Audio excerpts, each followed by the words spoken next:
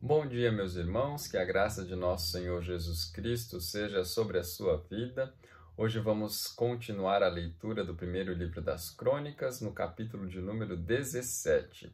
Veremos que agora se inicia uma nova etapa na narrativa feita pelo cronista e veremos que essa narrativa, essa etapa diz respeito à construção, à edificação do templo. Nós sabemos que não é Davi quem edifica o templo, e Davi teve somente a intenção, o querer edificar o templo. Mas justamente a tratativa quanto ao querer edificar e o planejamento para a edificação começa no reinado de Davi, justamente a partir deste capítulo de número 17, e este fato se estende até o final do livro, até o capítulo de número 29. Então podemos observar que há uma importância muito grande na edificação do templo. O cronista resolve deixar claro que isso tem um papel relevante, não só na história de Davi, como também na história de todo o povo de Israel. Então vamos à leitura e ver o que o Senhor tem para nós através desta narrativa. Sucedeu que, habitando Davi em sua própria casa, disse ao profeta Natã: Eis que moro em casa de cedros, mas a arca da aliança do Senhor se acha numa tenda. Então Natã disse a Davi: Faze tudo quanto está no teu coração, porque Deus é contigo. Porém, naquela mesma noite veio a palavra do Senhor a Natã, dizendo: Vai e dize a meu servo Davi: Assim diz o Senhor: Tu não edificarás casa para minha habitação, porque em casa nenhuma habitei, desde o dia que fiz subir a Israel até o dia de hoje, mas tenho andado de tenda em tenda, de tabernáculo em tabernáculo. Em todo lugar em que andei com todo Israel, falei acaso alguma palavra com algum dos seus juízes, a quem mandei apacentar o meu povo, dizendo: Por que não me edificais uma casa de cedro? Agora, pois, assim dirás ao meu servo Davi: Assim diz o Senhor dos Exércitos: Tomei-te da malhada e de detrás das ovelhas, para que fosses príncipe sobre o meu povo de Israel. E fui contigo, por onde quer que andaste. Eliminei os teus inimigos de diante de ti, e fiz grande o teu nome, como só os grandes têm na terra. Prepararei lugar para o meu povo de Israel, e o plantarei para que habite no seu lugar e não mais seja perturbado, e jamais os filhos da perversidade o oprimam como dantes. Desde o dia em que mandei houvesse juízes sobre o meu povo de Israel, porém abati todos os teus inimigos, e também te fiz saber que o Senhor te edificaria uma casa. Há de ser que, quando teus dias se cumprirem e tiveres de ir para junto de teus pais, então farei levantar depois de ti o teu descendente, que será dos teus filhos, e estabelecerei o seu reino. Esse me edificará casa, e eu estabelecerei o seu trono para sempre. Eu lhe serei por pai, e ele me será por filho. A minha misericórdia não apartarei dele, como a retirei daquele que foi antes de ti, mas o confirmarei na minha casa e no meu reino para sempre, e o seu trono será estabelecido para sempre. Segundo todas estas palavras, e conforme toda esta visão, assim falou Natã a Davi. Então entrou o rei Davi na casa do Senhor, ficou perante ele e disse: Quem sou eu, Senhor Deus? E qual é a minha casa, para que me tenhas trazido até aqui? Foi isso ainda há pouco aos teus olhos, ó Deus, de maneira que também falaste a respeito da casa de teu servo para tempos distantes, e me trataste como se eu fosse homem ilustre, ó Senhor Deus. Que mais ainda te poderá dizer Davi acerca das honras feitas a teu servo? Pois tu conheces bem teu servo. Ó Senhor, por amor de teu servo e segundo o teu coração, fizeste toda esta grandeza para tornar notórias todas estas grandes coisas. Senhor, ninguém há semelhante a ti, e não há outro Deus além de ti, segundo tudo o que nós mesmos temos ouvido. Quem há como o teu povo de Israel, gente única na terra, a quem tu, ó Deus, foste resgatar para ser teu povo e fazer a ti mesmo um nome, com estas grandes e tremendas coisas, desterrando as nações de diante do teu povo que remiste do Egito? Estabeleceste a teu povo de Israel por teu povo para sempre, e tu, ó Senhor, te fizeste o seu Deus. Agora, pois, ó Senhor, a palavra que disseste acerca de teu servo e acerca da sua casa, seja estabelecida para sempre, e faze como falaste. Estabeleça-se e seja para sempre engrandecido o teu nome, e diga-se: o Senhor dos exércitos é o Deus de Israel, é Deus para Israel, e a casa de Davi, teu servo, será estabelecida diante de ti. Pois tu, Deus meu, fizeste ao teu servo a revelação de que lhe edificarias casa. Por isso o teu servo se animou para fazer-te esta oração. Agora, pois, ó Senhor, tu mesmo és Deus que prometeste a teu servo este bem. Se, pois, agora servido de abençoar a casa de teu servo, a fim de permanecer para sempre diante de ti, pois tu, ó Senhor, a abençoaste e abençoada será para sempre. Este capítulo é muito bonito. Ele começa com uma apresentação de Davi, na realidade, a apresentação de uma inconformidade, né? Davi está inconformado com o fato de que ele tem uma casa bonita, bem construída, mas a Arca da Aliança, que representa a presença do Senhor, está numa tenda. Ainda que tivesse sido construída pelo próprio Davi, era uma tenda. Não se comparava à casa onde Davi morava. E aí, então, ele consulta o próprio Natã, que era o profeta, e Natã responde de uma maneira que parece ser clara, óbvia. Aquilo talvez nem precisasse de fazer alguma consulta a Deus, como de fato ele não faz, ele não pergunta a Deus, Natã. Ele simplesmente tem aquela dedução lógica. Se até aqui Deus tem sido com Davi e não tem como provar o contrário, então Natã responde: faze tudo quanto está no teu coração, porque Deus é contigo. Você não tenha medo, Davi, Deus tem sido contigo até aqui, então vai adiante, faz isso aí. Só que, olha só, Natã não consultou o Senhor Deus, e aí Deus resolve falar a Natã dizendo: ó, não é desse jeito que você respondeu para ele, não. E aí Deus faz uma revelação que Natã deve contar ao rei. E qual foi essa revelação? Primeiro, dizer a Davi que Davi não construiria templo ao Senhor. Mas isso não seria para a vergonha de Davi. Na realidade, o templo seria construído, mas não por Davi. Eu tenho que abrir um parênteses aqui para um fato cultural, histórico interessante. Todos os grandes reis do passado, eles sempre tinham algo que pudesse coroar o seu reinado. Isso geralmente estava relacionado a alguma construção, uma marca que fosse deixada, ou um marco que fosse deixado, para que as futuras gerações pudessem observar a grandeza daquele rei, que foi capaz de edificar coisas grandes. Então, era muito comum que os reis do passado, a primeira coisa que eles edificassem fosse um templo, em homenagem à divindade.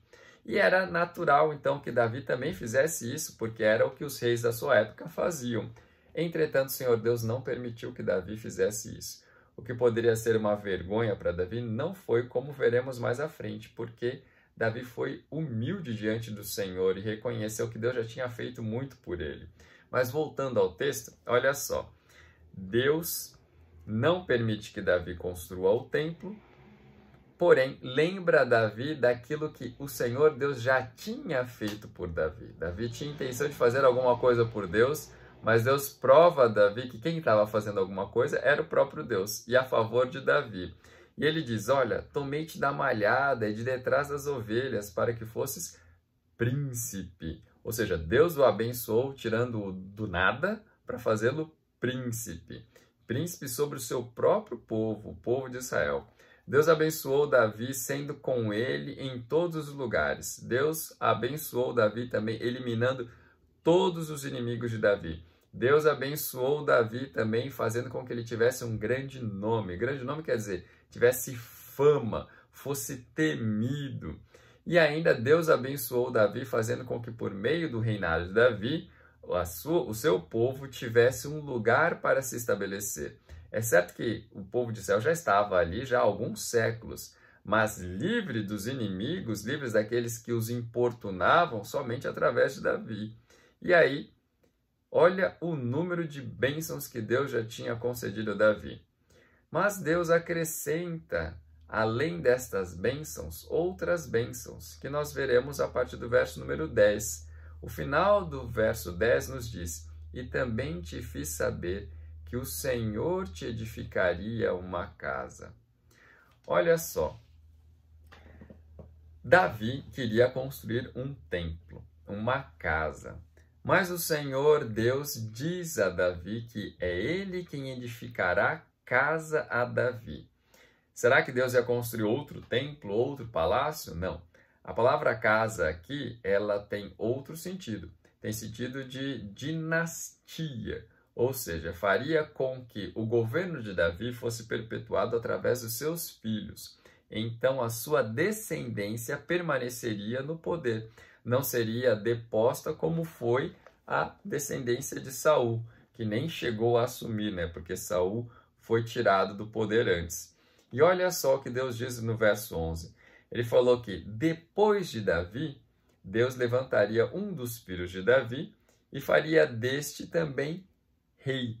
Ou seja, o reino do povo de Deus seria entregue também para o governo deste filho de Davi, que por enquanto, até aqui, não se sabe qual deles é, mas fala de um dos filhos de Davi que assumiria. E o verso 12 diz, olha, esse me edificará a casa. É este filho de Davi quem vai edificar a casa, o templo que Davi gostaria de construir. E olha o que mais Deus diz a respeito deste filho. Verso 13, eu lhe serei por pai e ele me será por filho. A minha misericórdia não apartarei dele como a retirei daquele que foi antes de ti, mas o confirmarei na minha casa e no meu reino para sempre, e o seu trono será estabelecido para sempre. Olha só, Deus, quando fala a Davi por meio de Natã, ele fala, eu já te abençoei, mas eu vou te abençoar muito mais. E esta bênção que eu vou conceder a você é fazer com que a sua descendência permaneça. Deus está fazendo um acordo, está fazendo uma aliança com Davi. E Deus está fazendo uma promessa dizendo, Davi, os teus descendentes vão continuar sendo reis. E eu vou fazer ainda com que o primeiro descendente a governar depois de você, este construa um templo para mim. Este traga a maior glória para o meu reino. E ainda vou tê-lo como meu próprio filho, e ele será para mim, e ele terá a mim como seu próprio pai. E o reino do Senhor estaria estabelecido na casa de Davi, ou através da casa de Davi, da descendência de Davi, para todo sempre. É uma promessa que o Senhor faz, e ela de fato se cumpre, porque o que nós veremos até o final do livro das Crônicas é que todos os reis que permaneceram em Israel, e mesmo depois da divisão, permaneceram em Judá, eles foram sempre descendentes de Davi. Mas os autores do Novo Testamento também olharam para esta passagem e entenderam que ela teve um cumprimento imediato na pessoa de Salomão, porém teve um cumprimento remoto, distante, na pessoa de quem? Na pessoa de Jesus Cristo. E o cumprimento em Jesus Cristo foi pleno, total, porque o reinado da casa de Davi um dia terminou. Israel não teve a sua monarquia para sempre. Porém, uma vez que foi estabelecida em Cristo, essa jamais será removida. Olha que promessa linda e que cumprimento maravilhoso. Mas, por enquanto, aqui no livro das Crônicas, estamos vendo que Davi ainda não conhecia o cumprimento que nós já conhecemos em Cristo Jesus. Mas, mesmo assim, sem conhecer isso, ele foi capaz de dar graças a Deus e louvar o nome do Senhor, como vemos a partir do verso número 16, que nos diz assim, então entrou o rei Davi na casa do Senhor, ficou perante ele e disse, quem sou eu, Senhor Deus? E qual é a minha casa para que me tenhas trazido até aqui? Davi fica admirado e nós nos admiramos com a humildade dele, porque ele se pergunta, quem sou eu, Deus? Eu sou alguma coisa diante do Senhor para que o Senhor já tenha feito tanto e ainda prometa mais para mim? Davi fica tão admirado, tão maravilhado com isso, que no verso 18 ele diz: que mais ainda te poderá dizer, Davi, acerca das honras feitas a teu servo?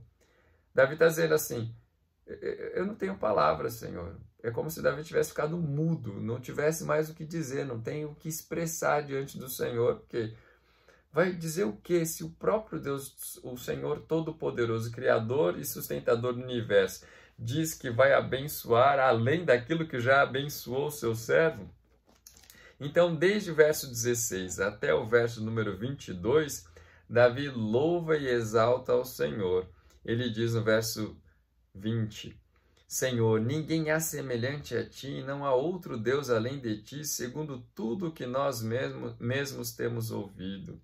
E ele ainda honra o nome do Senhor, né? Que no verso 21 ele diz: quem há como o teu povo de Israel, gente única na terra, quem tu, ó Deus, foste resgatar para ser teu povo e fazer a ti mesmo um nome. Mas a partir do verso número 23, nós vemos que nesta fala de Davi, não só ele louva o Senhor, como ele também faz petições. E que petições ele faz a Deus? São petições também humildes, petições que mostram uma pessoa devota ao Senhor Deus. Por quê? Primeiro, ele pede a Deus que o nome do Senhor seja exaltado para sempre. Mas também pede a Deus para que aquilo que o Senhor Deus prometeu aconteça de fato. Olha o verso 24. Estabeleça-se e seja para sempre engrandecido o teu nome.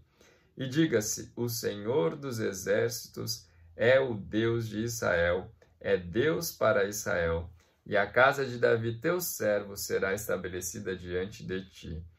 E ao final de tudo isso, nós vemos que ele se agrada e pede a Deus que também se agrade no fato de cumprir a promessa. Verso 27. Se, pois, agora servido de abençoar a casa de teu servo, a fim de permanecer para sempre diante de ti, pois tu, ó Senhor, a abençoaste e abençoada será para sempre. Então nós vimos neste capítulo que Davi tinha um plano, mas parece que o plano foi frustrado, porque ele mesmo não edificaria a casa. Mas o Senhor Deus resolve refrescar a memória de Davi, mostrando que ele já tem sido abençoado e será ainda mais abençoado. Davi então louva o nome do Senhor por isso e pede para que estas coisas que foram prometidas se cumpram, de fato aconteçam.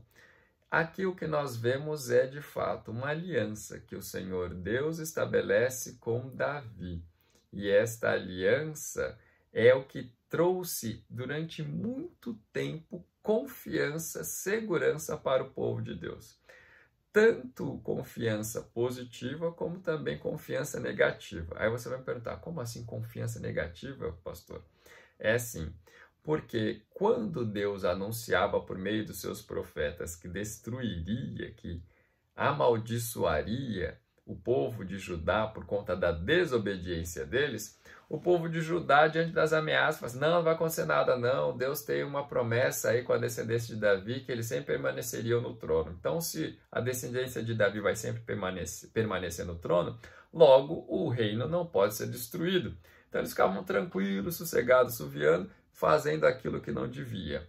Porém, esta confiança era falsa, porque demonstrava também uma quebra da aliança. E uma vez que o homem quebrou a aliança, o homem tornou-se, então, passível da punição da aliança. Então, essa é uma confiança negativa.